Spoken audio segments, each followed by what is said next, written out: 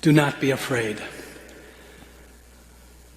One of the great mysteries to me of the Word of God is that you can hear things over and over, and then on the 1,000th time you hear it, it hits you in a way you never experienced before.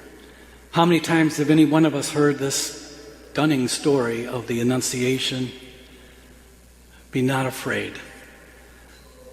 There's one thing going on from one corner of the earth to the other these days is fear. Fear of the unknown, fear of illness, fear of what is going to lie ahead. Every day we can be frightened just listening to the news, the ever-increasing numbers of Americans who are testing positive for the coronavirus, the death count going higher and higher, the tragedy unfolding in Italy, Iran, South Korea, China. The virus does not know national identities, doesn't know the difference between the rich or the poor, between the haves and the have-nots. And so fear can be a very profound reality. Maybe you've had some of those moments in recent days where you just start wondering, where is all this headed? What is going to happen? And that's why this gospel is so profound for us to meditate on today. Do not be afraid. Mary stands before us as the greatest of all disciples.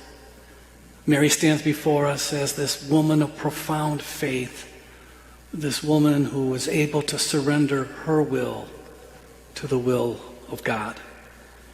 There are things that we can control these days, and then there are things we can't control.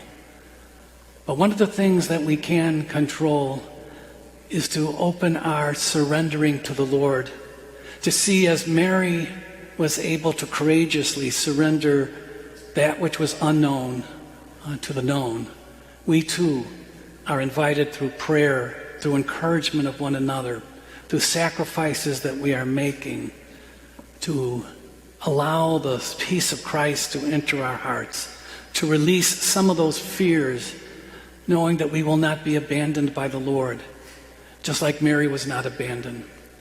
And as we gather on this beautiful feast day, a much needed feast day in the midst of the fear and anxiety that surrounds us, we center our hearts, our prayers on deepening this relationship with the Lord that will give us hope and new life, that will give us the strength to persevere, that will invite us to a deeper communion with the God of life. Like me, maybe you've not heard that expression speak so powerfully, be not afraid. But we know that as Mary trusted in the Lord, she was able to face what she had to face and became the greatest of all believers.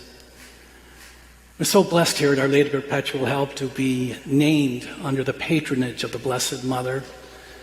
And we have this extraordinary icon of Our Lady of Perpetual Help. Sometimes I just ponder about that image of Mary presenting Jesus to us. Mary sits before us, pointing the way to Christ, pointing the way to Christ.